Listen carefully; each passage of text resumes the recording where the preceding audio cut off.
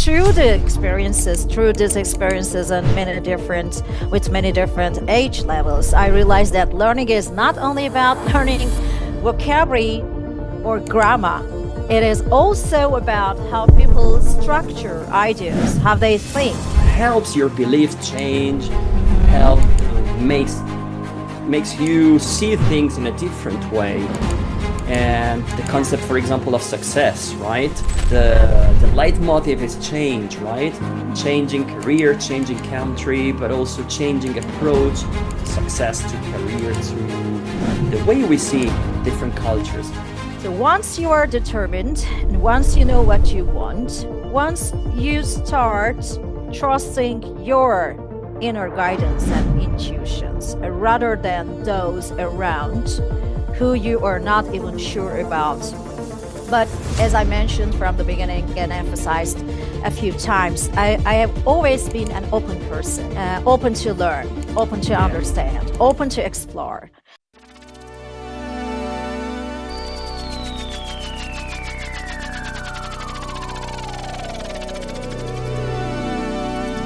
Hi everyone, welcome to a new episode of the Non-Native Leader, my video podcast series where we explore stories, lives of people who work internationally, who have a global career, but they have one thing in common, that were not born in an English-speaking country. We talk about change, we talk about pivoting, we talk about challenges, we talk about wins, we talk about stories of struggles, but also success. And today we are going to talk a lot about change, about moving in different directions. And I am really happy to have here with me Tuba Kizilkan, and she's going to introduce herself, of course. But I just want to mention, yeah, she is really living change. So, Tuba, you're very welcome to the show, and tell us, who are you? What do you Ah, do? Where are you?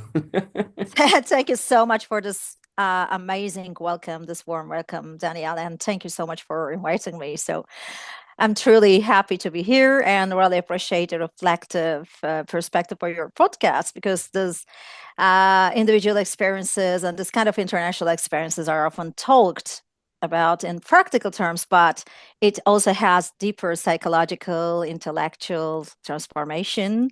So I'm here to share my story, which I Yes. hope will be inspiring to those who are listening to us and who's going to listen to us. Okay. So let me introduce myself Yeah. briefly as I can. Well, of My course, name, as briefly as you can. yes. Yeah, you mentioned my name, but let me repeat my name. It's Tuba Kizilkan, and I'm originally from Turkey, Izmir. And I've spent more than 25 years, almost 26 years, working in the field of education, language teaching, and communication. And I began my professional career as an English teacher in public education system, where I had the opportunity to teach in primary schools, secondary and high schools, even vocational schools. And at the same time, I got involved in teaching in private language institutes, working with university students, adult learners, and professionals. Very recently, working with engineers, architects, managers, and healthcare professionals, and many more. Yeah. So, yeah, honestly, I didn't mean to be, I wasn't actually totally trained to be a teacher as I was a graduate of English language and literature. So you could end up with becoming a translator, becoming a tourist guide, becoming, I don't know, anything related to language. But it ended up with being appointed as a teacher. And right. Over time, I specialized more in business English and professional communication. And through these experiences and with many different age levels, I realized that learning is not only about learning vocabulary or grammar. It is also about how people structure ideas, how they think, how they approach learning languages, and how confidently they communicate complex Yeah. thoughts.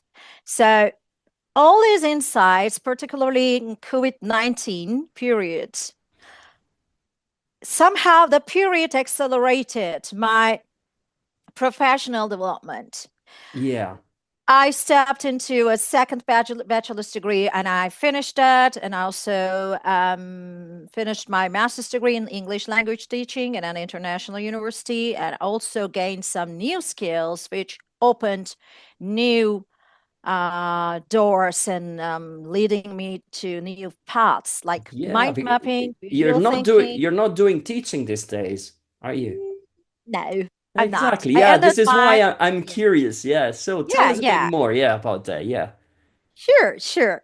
Yeah, it's almost 2 months that um, I'm a freshly retired person, which has nothing to do getting retired at all. So right now I'm starting my next chapter, totally a new chapter, and focusing on what I really wanted to do, and that I postponed, that I just delayed to do.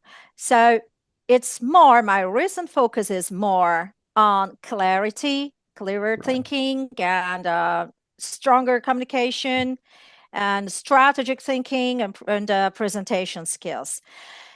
And I'm right now building some courses tailored in specific industries and individuals.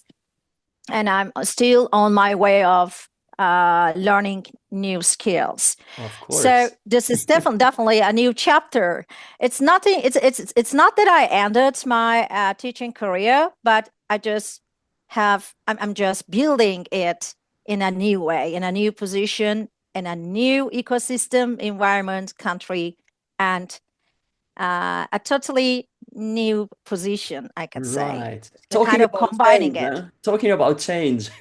Yeah, definitely. Talking, So it is a huge change. I mean, it's not only positioning yourself, it's also relocating yourself. It's nothing to do purely uh, about. It's not purely geography that you change. This is a shift of your mental, psychological, and social perception of everything. So I could yeah. say that that's a huge shift in many Absolutely. ways. This is an interesting point actually, Tuba, because you mentioned you work with children, with teenagers, with adults, with Mm-hmm. professionals in Mm-hmm. different environments, of course. Mm-hmm. And then we added the extra layer of the cultural and professional That's right. differences.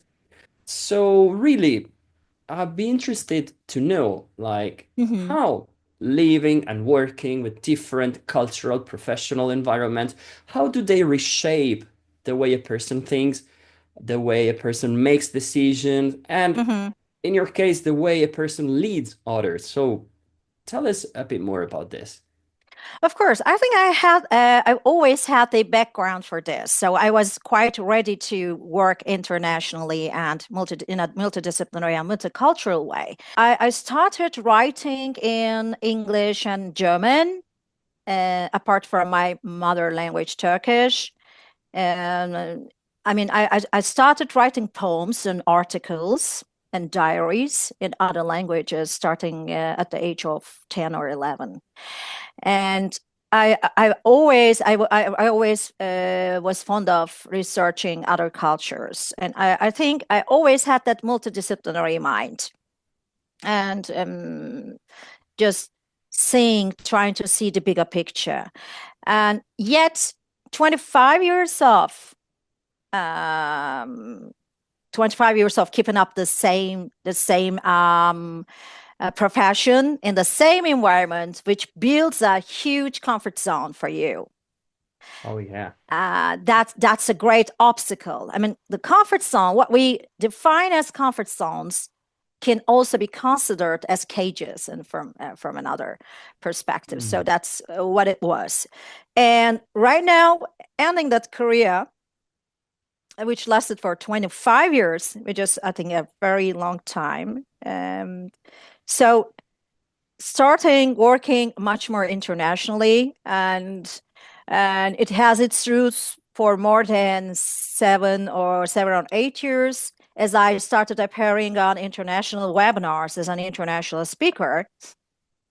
So basically, having some research and reflections in linguistics, in AI integration into education and stuff like that, and also mind mapping and strategic thinking and the cognitive side of language acquisition. So I had already stepped into the international, the multicultural, the multidisciplinary approach of things. But I could definitely say that that is a huge expansion of thinking, of Yeah. your mind, of your mindset, of your perception of the whole thing. So I think it's the biggest growth that one person can experience. I'm just stepping out of the comfort zone and working much more internationally, because you are getting now to very different people who live in many different countries and who are from different cultures. And of course, once you get to know those people and the perspectives, the mindset of yours Yeah. expands so widely. So that is a huge thing for a person, I think. And what about identity, Okay. right? You mentioned the comfort zone, leaving the comfort zone, starting doing something completely different, Mm-hmm. Mm-hmm. somewhere completely different. Mm-hmm. So what about identity? What parts of your identity had to change to adapt Uh, and grow in an international environment? okay. So as I mentioned, I think from the very beginning, I mean, from childhood, I was always kind of that I had this multicultural perspective. So I was quite familiar with other cultures. So listening to some foreign music and watching some foreign broadcasts and so on, and had some friends from all over the world already since I was a child. So it really helped me a lot to position myself in this also cultural transition. And so you just start to see that those cultural assumptions and different leadership models and different ways of organizing work, different ways of business perception, approaching business, and this is such a valuable gain for me. Yeah. So in a way, you get into a level of meta thinking, thinking about how people think, thinking about how people from different cultures approach certain concepts, such as learning, such as business, such as communication, and so on.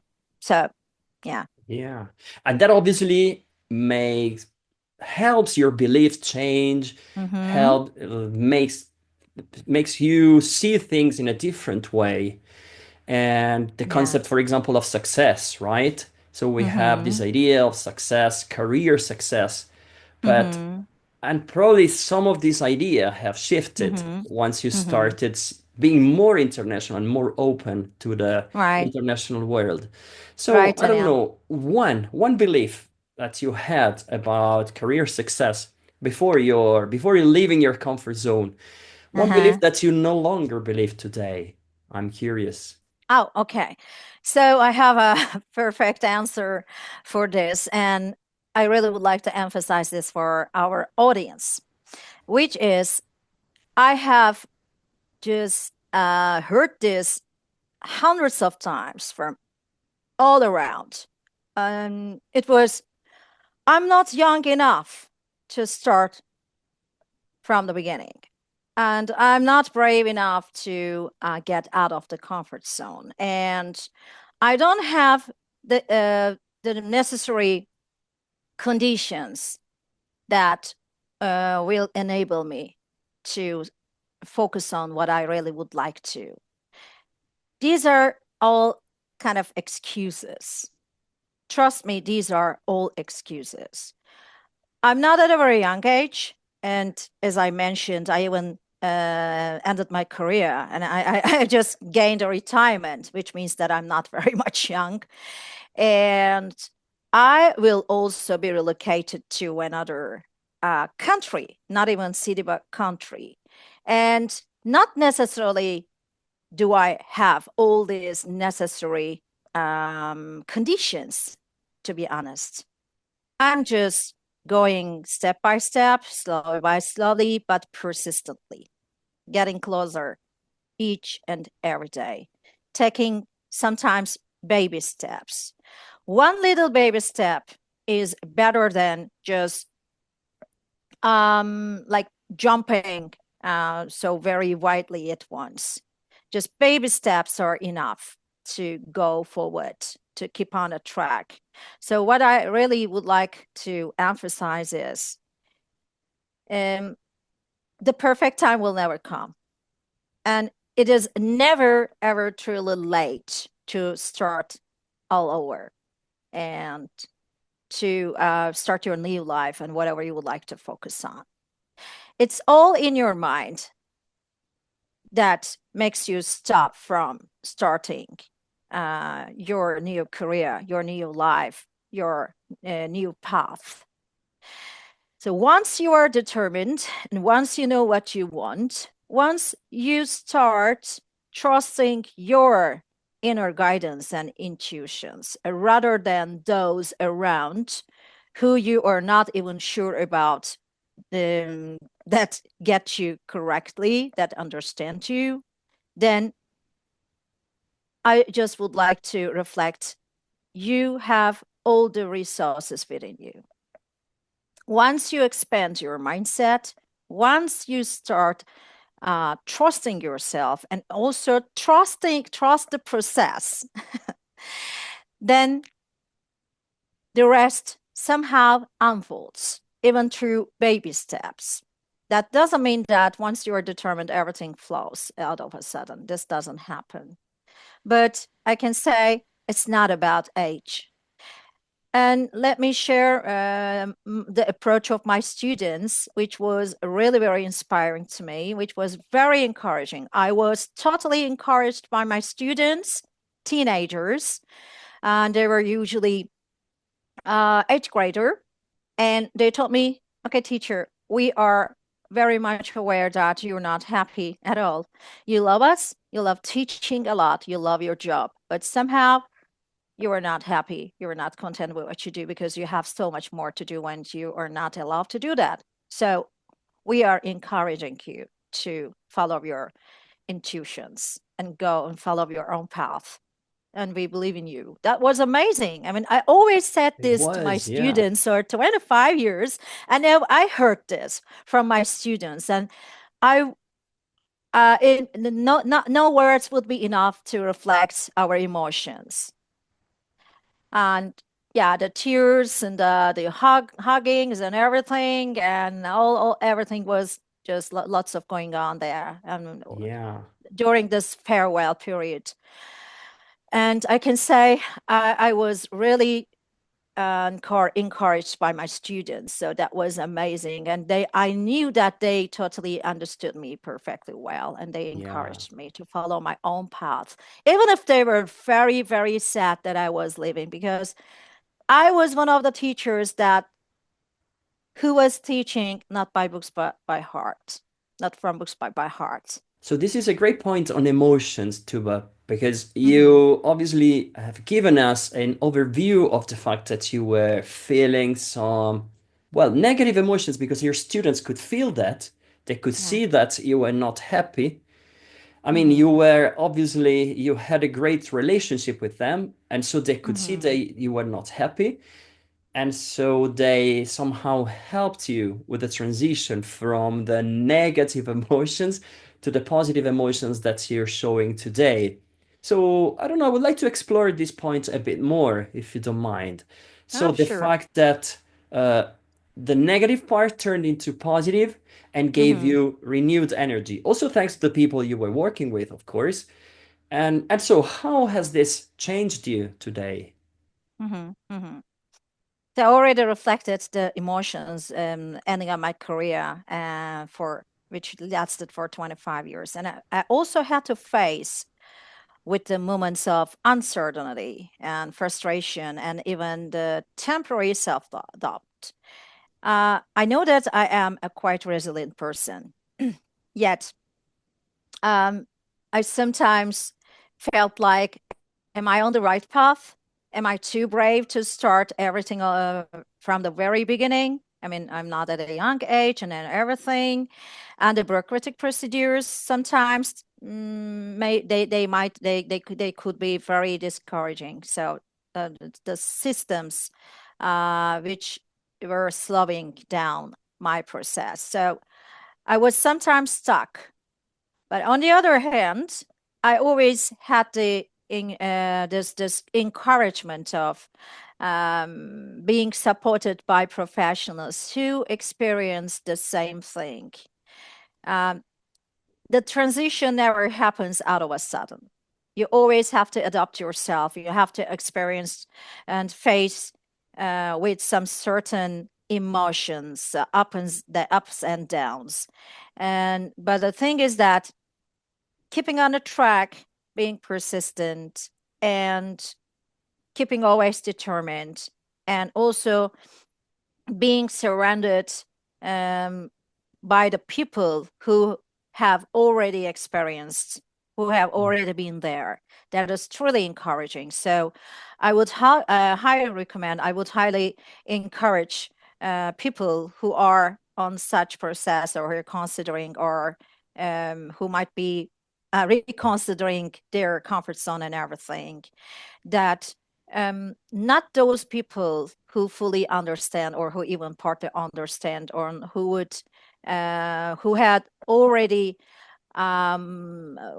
walked in your shoes would would agree with you, would understand you. So don't expect that everyone understands you or support you. This is not going to happen. But Yeah. your self-confidence, your self-trust, and people who can walk in your shoes or have already walked in your shoes, who have high empathy, who have uh, a high perception of things, and who have the strategic thinking and a strong intuition, and who have a resilient mind, and who have the vision, a wider vision, and who have the bigger picture thinking, thinking out of the box thinking Yeah. skills. They can maybe encourage you. Not everyone around you. So never expect this. Yeah, I could say that. Yeah. So yeah, Mm-hmm. absolutely. The place where you are, the people Mm-hmm. around you, your Mm-hmm. community in a way Yeah, can help you get where you want to go, especially when big changes are involved, new job, new country, new that's right. culture, new environment. So it is probably the most important thing. Find your That's community right. of people, find the people Mm-hmm. that can actually support in your journey and that have this mindset, Mm-hmm. international mindset, but also welcoming mindset Mm-hmm. and positive in a way that can see Yeah, that's that right. things are possible, you know, and Uh-huh. they sort of transfer that way of thinking onto you, and then you create this positive ripple effect so that That's right. the more you're exposed to optimism, the more you become an optimist yourself. Mm-hmm. It's a win-win, really. Definitely. Yeah, that's a win-win because the more you approach your full potential, the more you reach to your higher version. That means you inspire people around you who help and support people around you to reach their full potential as well. That's the thing. Yes, exactly. And I think it's great the fact that you get empowered by people and then you can empower people. So it's like there is this energy flow in a way. You get it from people, from That's the point. environment, and then you're able to transfer it over on Yeah, other you hit the people. nail definitely, Daniel. That's the point. That's the Yeah. point of the that could be the main message of after all. Yeah, yeah, Okay. great. Perfect. So Tuba, thanks for sharing all of that. I think it's great because I love the combination of personal anecdote episode, but also the fact that you are giving some great ideas for people who want to transition. I mean, Yeah. the leitmotif is change, right? Hmm. Changing career, changing country, but also changing approach to success, to career, to the way we see different cultures. And so I think we have touched on many interesting points and many Hmm. fascinating insights from our chat. Now That's we're right. towards the end, and I always like to end with recommendations, right? Sure. So, I mean, from an experienced person like you, who has worked, who has been in the comfort zone, who has left the comfort zone, who who is reinventing really herself in a new job, a new country. So, what would be the recommendations from you to people who want to go international, either, explore new markets, Uh-huh. explore new Yeah. cultures, or even going to international from the comforts of their own Hmm. home, their own country. So, yes, recommendations really. Yeah. So as a realistic person, and rather than optimistic, I could define myself as a quite realistic person. And that's why I had many, many visits to the place, to Berlin, where I will be relocating very soon, very often, to see if I'm a good fit, to observe everything, the ecosystem, what builds an ecosystem, all the components of ecosystem. So my first recommendation is actually you would never learn swimming observing the water from outside. You should go and step into the water and do some, instructions and just let yourself float in the water. And of course, I would highly recommend to do it by instructions by a trainer. So that's what I did. I hired some mentors. I did all the research I can, as well as preparing myself mentally and also physically. So I would definitely recommend people to just step into that place where they would like to leave, maybe relocate, or even maybe leave for a short time, whatever experience they would like to have. So, my advice will be also to approach this international experience not only as a geographical move. It's not only about changing your location. It's not geographical, but it also has the mental, the psychological layers within it. It's I could call that an intellectual transformation as well. So moving to another country inevitably challenges your habits, your assumptions, and your perceptions, your old learnings, your traditional previous learnings, and sometimes even your sense of identity. So you really have to reconstruct lots of things within yourself. So one person should be, first of all, open to that. And instead of resisting that process, I would highly recommend to try to observe it with curiosity. And I would I would definitely emphasize the word curiosity, which have always kept me learn and analyze and try to understand what's going on. And I would say what made me a good teacher, I mean, my students will always call me that, you're a great teacher, was I was on their side. I always had lots of curiosity, trying to understand, trying to analyze what's going on, about what's going on in the other cultures and other people's mindsets. Instead of judging them, instead of categorizing them, instead of distancing them from yourself, I, I always had a curiosity which led me through this research in an academic way and also in a practical way. So every culture organizes work, communication, and leadership slightly differently, sometimes totally differently. And I would Yeah. say where I was born and raised has a totally different perception of uh, of many things. So I would say it's a totally huge shift for me. But as I mentioned from the beginning and emphasized a few times, I have always been an open person, open to learn, open to Yeah. understand, open to explore. So I would highly recommend to keep this curiosity, this curious mind, an open mind. That will help a lot. And also, I would also again would like to emphasize this international experience is not only the place where you live, it's the expansion of your perspective and the way you start seeing opportunities. Maybe starting to perceive all those problems and threats as opportunities as well, because Yeah. you're reconstructing everything that you once had. You're building something else, and the more you do that, you are approaching your full potential, actually. So for me, this